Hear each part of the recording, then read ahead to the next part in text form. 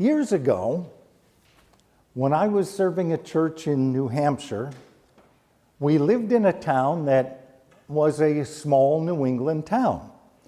There was one elementary school in the town, one middle school in the town, one high school in the town. The high school basketball team made it to the state tournament every year, and everybody in town was at the basketball games. Everybody in town participated in community events. There was really one church in town. We were it. So we had community events. People came, people who participated in the church, people who were just part of the town, they would come. And so you had a connection as a community and as a town in a small town New England world. It was about this time of year, and I was in my office. The chief of police from the town came to my office. The police force was 4 guys. The chief of police, I saw him all the time. I knew him pretty well. He came to my office, and you know, the first thing you think is, uh-oh, something's happened, something's wrong. And he came in and he said, I need your help. So okay, nobody's in trouble, nobody's been hurt. I need your help, he said. I said, how can I help you? And he mentioned a young man who was a senior in high school that year. He said, do you know him? And I said, no, I don't know him personally, I know of him. His reputation preceded him in town. His grandmother came to church, so I also knew of him through his grandmother. The police chief said, well, something happened on Friday night, and I need your help because it could be bad. And I said, what? He said, well, the young man left his home driving on a suspended license. He didn't get half a mile down the road before he drove off the road and drove over a group of mailboxes. And then he drove away from the scene thinking that we wouldn't find him, but the front end of his car was all damaged and from destroying the mailboxes. So what happened when we found him and pulled him over is he was driving on a suspended license. He had destroyed other people's property, and he had fled the scene of an accident, which was 3 strikes all in one outing driving away from his house on a Friday night. He said, look, he's a senior in high school, and what I'm trying to do is put together a group of people in the community who will be his support group.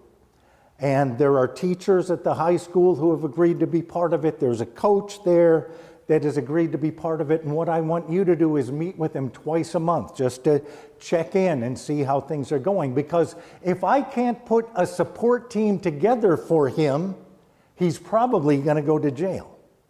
And he's a senior in high school. And do you want that for this kid who did something stupid? We do stupid things all the time. And sometimes stupid things are against the law. But stupid things shouldn't have to have life-altering consequences. And I said, okay, I'll help. And so I agreed to meet with this young man twice a month at my office and just check in. And it was really remarkable. He was a bright kid. He had a lot going on. He just spun out of orbit and was angry about things. I remember the first time we met, all he did was tell me about all the people who were to blame for the problem that he was in.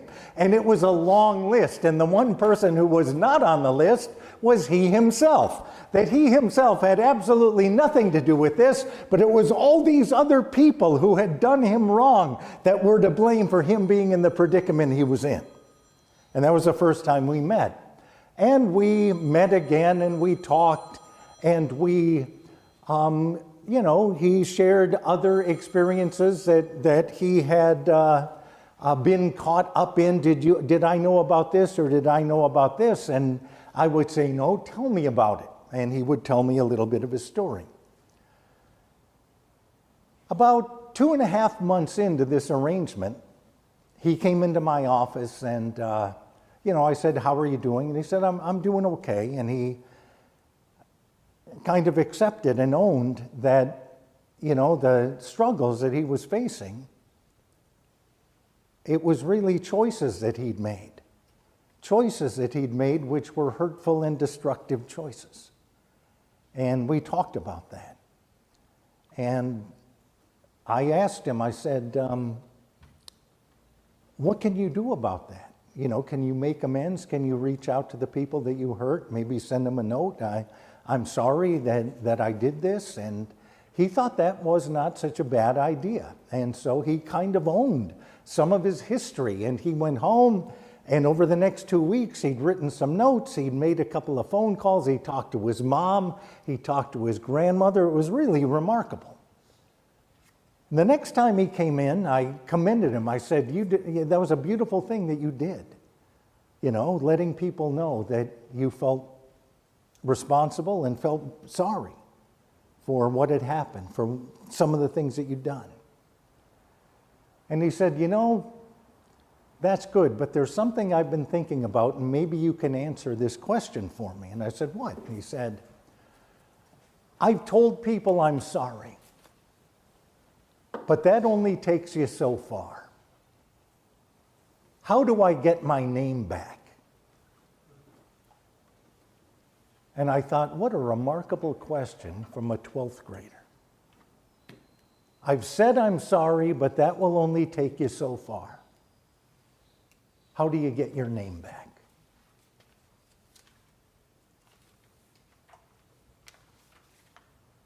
Jesus shared parables about people who found themselves in difficult circumstances of their own doing through choices that they made, and how it brought pain into their lives and into the lives of their community, into the lives of their family.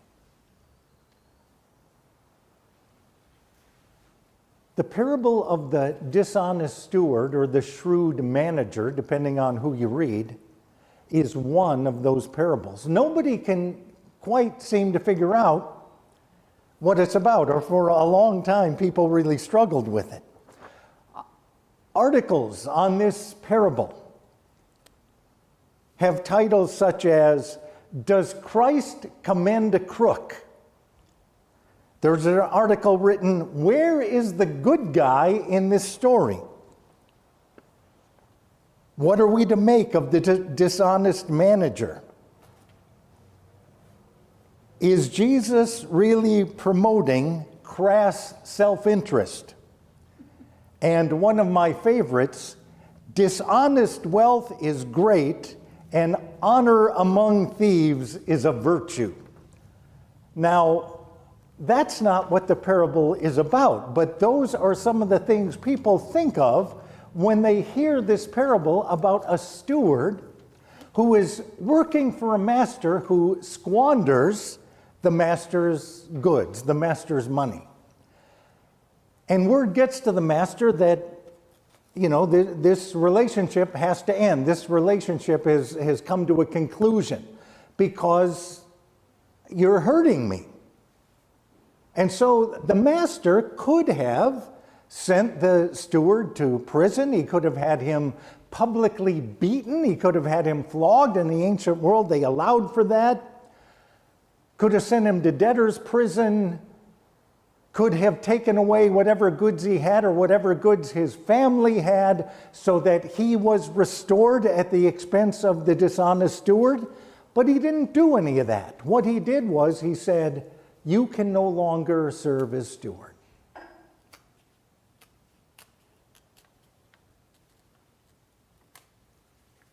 And the steward has to figure out what to do next. What do I do now?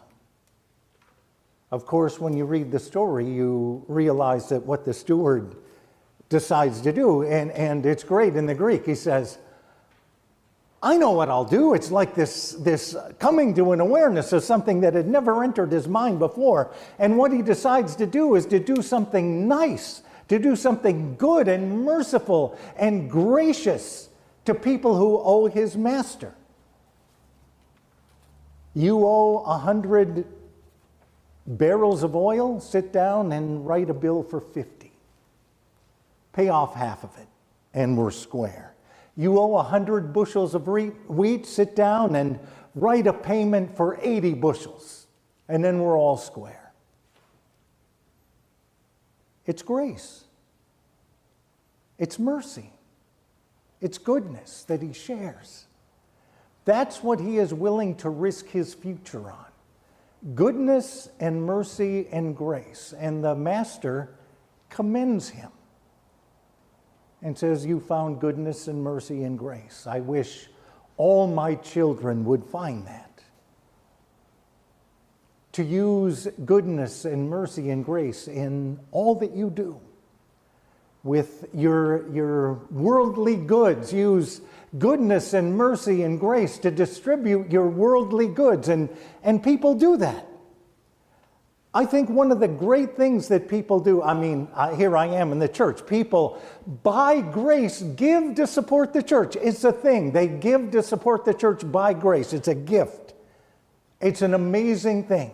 People freely give to support the mission and ministry of the church. It's an expression of grace. The thing that I think is remarkable is when people take it upon themselves to pay the hospital bills or the medical bills of other people. So that in some communities, organizations have decided they're going to pay off the medical bills of everyone in town. And it's like goodness and mercy and grace, and everyone in town is free because you're carrying this tremendous burden of debt, and then you wake up and that debt is covered. It's a remarkable thing when goodness and mercy and grace are lived in the world. And that's what this parable is about. They have studied this and turned it over and over and over again and realized it's not about money.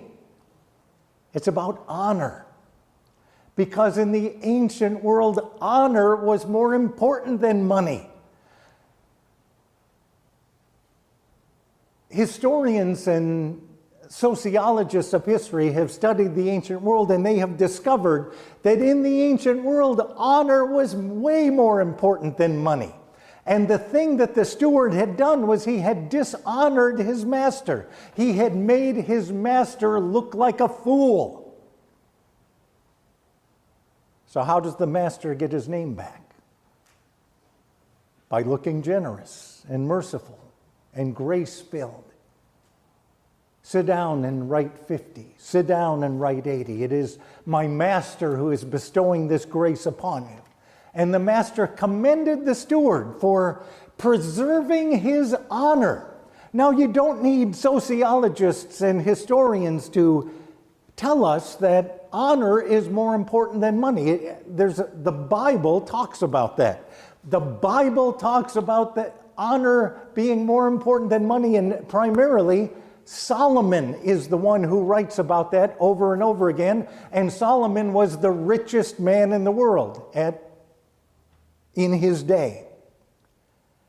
Solomon has a dream, and the dream is the Lord comes to him and speaks to him and says, I will give you anything that you ask for, because you will be king over Israel. And Solomon asks for wisdom. And God says, because you didn't ask for riches or victory over your enemies, but because you asked for wisdom, I'm going to give you wisdom. But I'm also going to give you riches and honor, which are two great gifts. And then Solomon lives his life, and he writes in the book of Proverbs, this is what I've learned, that honor is way more important than riches. That the wealth of this world, it's here. We live in it, we share it. Sometimes we do well with it. Sometimes we're generous and merciful and grace-filled and loving. And sometimes we're selfish and self-centered and we don't share.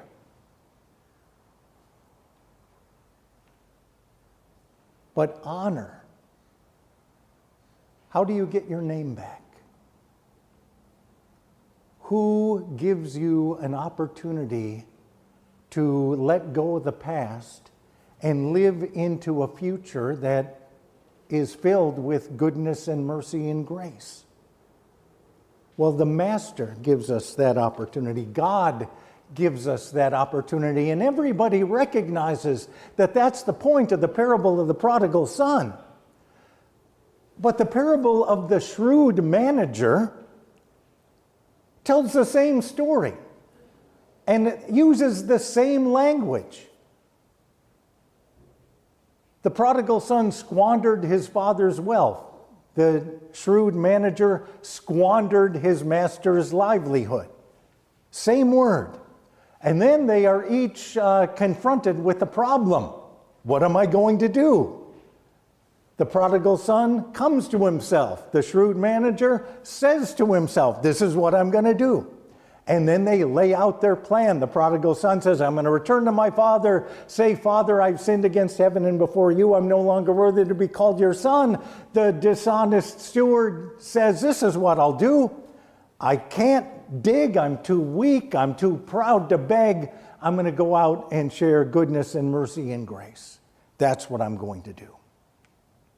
And then they go out and do it. In the prodigal son story, the father sees his son coming home and runs out and embraces him and kisses him and welcomes him home. And in the shrewd manager story, the master sits down with him and commends him for having found goodness and mercy and grace and living it. Have you ever experienced grace? A free gift that helped you know that the past was done and that you belonged, that no matter what you'd done or what you carried with you, that was all over and done now. And you got a new beginning. That's what grace does. Grace says this is a new beginning. And there are great books about grace. Grace, the past is gone, this is a new beginning. Philip Yancey's book, What's So Amazing About Grace? Great book about grace. I recently found another book about grace called Proof, Proof. The freedom that is found in the intoxicating joy of indescribable grace. That's the title of the book, Proof. The freedom that's found in the intoxicating joy of indescribable grace. So it is written by a professor who works at Southern Seminary, and he talks a lot about a lot of things that are really boring. Church history and the Synod of Dort and all kinds of crazy things that nobody ever wants to read about. But he talks about the power of grace at work in our lives, the grace of God at work in our lives. And he says it's part of God's plan. This is God's plan for all of our lives, and we are all living in God's plan of grace. Whether we know it or not, whether we believe it or not, whether we like it or not, we are all living in God's plan of grace. And then he says it is resurrecting. Grace gives us new life. You think it's the end. You think, oh, this is the end. What I've done, it can never be healed. The history I carry can never be healed. Grace frees us from the burden of the past and gives us new life and a new beginning. It is a resurrecting power. It is outrageous. Who can understand grace? The free grace of God. Paul writes about that. Oh, the riches and the wonder and the marvel of the mind of God. Who can understand it? God's grace is just too big, too great, too outrageous. It's outrageous. We live in God's outrageous grace, and it's overcoming. It empowers us to overcome the struggles of this world. We are not overcome by evil in this world. Through grace, we overcome evil with good. It is overcoming. It is an overcoming power. And share it in your lives, and it breaks the bonds that hold us. Grace sets us free and sets others free. It is an overcoming power, and it is forever. From everlasting to everlasting is the love and the goodness and the mercy and the grace of our God. It is a forever gift. And so we may as well start living in it now and live in it forever. That's what he talks about in this book. Proof, the power of grace. Proof. So there's biblical and theological and historical stuff in it. And it talks about the intoxicating power of this grace. And so proof also, I think, has a liquor license connection with it as well. But I haven't sorted all that out yet. But it's the intoxicating power of this irresistible grace that we live in. So he writes about all that stuff. Timothy Paul Jones is his name. And all that stuff was good. But what was really good in his story was he talked about himself and his own life. And here's a professor at a university or a seminary in Louisville, Kentucky, living a good life, and he shares his life. He and his wife have 4 children. His wife, Rayanne, they have 4 children, all of them adopted. He talks about when they adopted their middle daughter, who was the most recent adoption and completed their family of 4 kids. And it was a few years ago. They adopted her when she was 8 years old. She had been adopted by another family and lived with that family for a number of years. But because she kept acting out and they felt that she was out of control, I guess they turned her back in. They had her as an adopted child in the family, and then they said, we can't keep her, and they let the organization, the adoption organization, know they needed to find another home. And so Timothy Paul Jones and his wife agreed to adopt this 8-year-old girl. They brought her into their family, and they said, when you make an adoption like that, a second family adoption, it comes with a long story of history and what they've lived through and the issues that they may have coming into your family. And he said, of course there were abandonment issues and issues around isolation and disconnection. And he said those were, we expected that. But he said there was one particular issue that came up that he said really astonished me. And it had to do with Walt Disney World. The family that had adopted this little girl had 2 biological children of their own who were older than she was. So their biological children were 10 and 12, and they brought her into their family when she was about 4 years old. And so they had this tradition of going to Walt Disney World in Florida.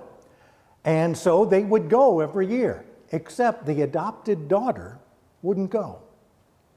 They had her stay with family friends, because this was a family tradition that was part of their family before they adopted her. So they would take their 2 biological kids to Disney World, and they would leave the little girl with family friends while they were gone.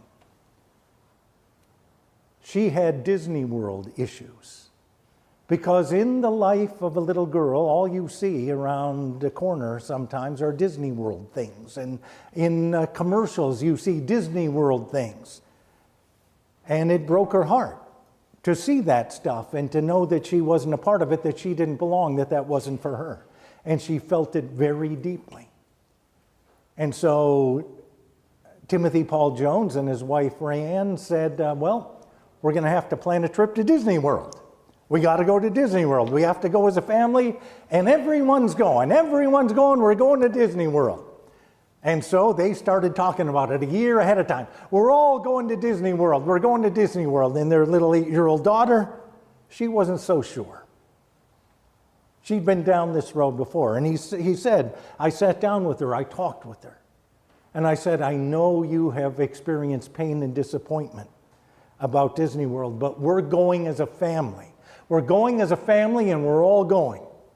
And so they got ready, and the months moved on, and it was a month from Disney World departure, and they had hotel reservations and everything all set up, and we're going to Disney World. And he said, you could not believe the 1,001 ways she had discovered to act out a month before we're going to Disney World. She would steal her sister's stuff and hide it and refuse to tell us where it was. That she would make up stories and insist that they were true, that she would go to school and steal her other students' homework and throw it in the garbage. Acting out in incredible ways. And so he said, I had to sit down with her, and he said, my wife and I, we sat down with her, and we said, are you okay? And she said, well, I know you're planning to go to Disney World and you're not going to take me with you. And he said, no, we're going. We're going as a family. He said, I wanted to say to her, if you don't clean up your act, maybe we'll talk about it. He said, that's what my mind said. But I knew that would be the worst thing that she had ever heard. And I felt it, but praise God, I didn't say it. I said, we're going as a family. Are you a part of this family? And she said, yes. And he said, you're coming along. Well, Disney World departure day came, and he said, I wish I could tell you that she had cleaned up her act and she was behaving wonderfully, but no, she continued to spin out of orbit until the day we left. And even when we got to the hotel in Orlando, still acting out. But Disney World Day came, and we went to Disney World, and she couldn't believe it. And all the characters running around. He said, if you want to see the magic of Disney World, go to Disney World with an 8-year-old girl. Your whole mind will be blown at the enthusiasm that they have within themselves about this magical world of Disney World. And he said they spent the day there, long lines, bad food, too much heat. It was wonderful. Came back to the hotel, tucked her into bed. It was nighttime. And he and his wife sat down on the edge of the bed and said, well, how did you like your first day in Disney World? His 8-year-old daughter said to him, I learned something at Disney World. He said, oh, what did you learn? She said, I learned that I went to Disney World not because I'm good, but because I belong to you.